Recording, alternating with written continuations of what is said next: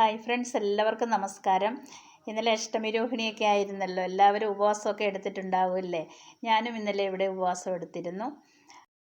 കണ്ണന് തുളസിമാല ചാർത്തി കണ്ണനൊരു പാൽപ്പായസമൊക്കെ ഉണ്ടാക്കി കൊടുത്തു. കൊറോണയൊക്കെ ആയതുകൊണ്ട് അമ്പലത്തിലൊന്നും പോകാൻ കഴിയില്ലല്ലോ.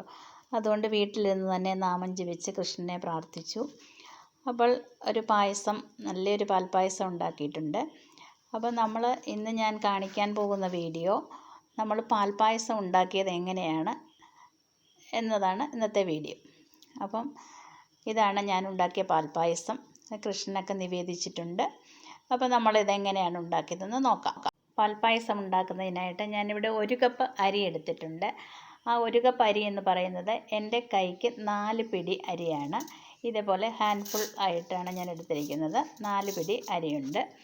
അപ്പം ഇത് ചുമന്ന അരിയാണ്, ചുമന്ന നുറുക്കരിയായിട്ട് വരും. 1 കപ്പ് അരി ഇവിടെ കഴുകി എടുത്തിട്ടുണ്ട്.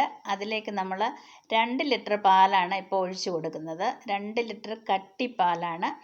അപ്പം കട്ടിപ്പാലായതുകൊണ്ട് ഞാനിവിടെ ഒരു 1/2 ലിറ്റർ വെള്ളം കൂടെ ഒഴിച്ചു കൊടുക്കുന്നുണ്ട്.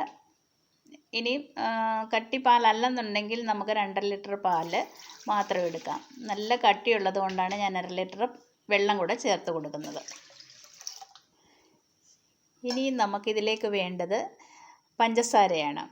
അപ്പം പഞ്ചസാര നമ്മളിപ്പോൾ 2 ലിറ്റർ പാലും 1/2 ലിറ്റർ വെള്ളവുമാണ് ചേർത്തിരിക്കുന്നത്, 1 കപ്പ് അരിയും.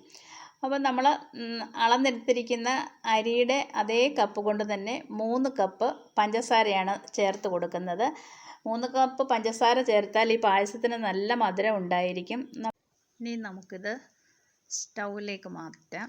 സ്റ്റൗ കത്തിച്ച് നല്ല തീയിൽ തന്നെ ഇത് നമുക്ക് ഇളക്കി കൊടുക്കാം. ഒരു ഏകദേശം തിള വരുന്നത് വരെ നമുക്കിത് ഇളക്കി കൊടുക്കാം.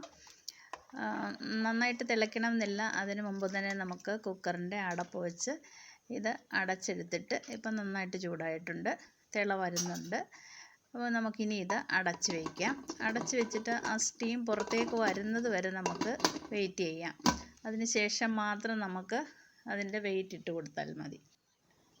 അപ്പോൾ പുറത്തേക്ക് ആവി വന്നു കഴിഞ്ഞാൽ തീ കുറച്ചതിന് ശേഷം നമുക്ക് ഇതിൻ്റെ വെയിറ്റ് ഇട്ട് കൊടുക്കാം. വെയിറ്റ് ഇട്ട് കഴിഞ്ഞാൽ നമ്മൾ വിസിലടിക്കാൻ അനുവദിക്കരുത്. ഒരു അരമണിക്കൂറോളം തീ കുറച്ച് വെച്ച് നമുക്ക് വേവിച്ചെടുക്കാം ഇത്. അപ്പോൾ ഇത് ഒരു അരമണിക്കൂർ അല്ലെങ്കിൽ ഒരു 25 മിനിറ്റ് കഴിയുമ്പോൾ നമുക്കിത് ഓഫ് ചെയ്തിടാം. അതുവരെ ഇവിടെ കിടന്ന് വേകട്ടെ. അപ്പോൾ അരമണിക്കൂറായിട്ടുണ്ട്. ഇനി നമുക്കിത് ഓഫ് ചെയ്തിടാം. ഇനി ഇതിവിടെ കിടന്ന് തനിയെ വെന്തുകൊള്ളും. നമ്മളിപ്പോൾ തീയൊന്നുമില്ല, സ്റ്റൗ ഓഫ് ചെയ്തിട്ടിരിക്കുകയാണ്. നമ്മുടെ പായസം അവിടെ റെഡി ആകുമ്പോഴേക്കും നമുക്ക് കൃഷ്ണന് വേണ്ടി ഒരു തുളസിമാല കൂടെ കെട്ടിയെടുക്കാം.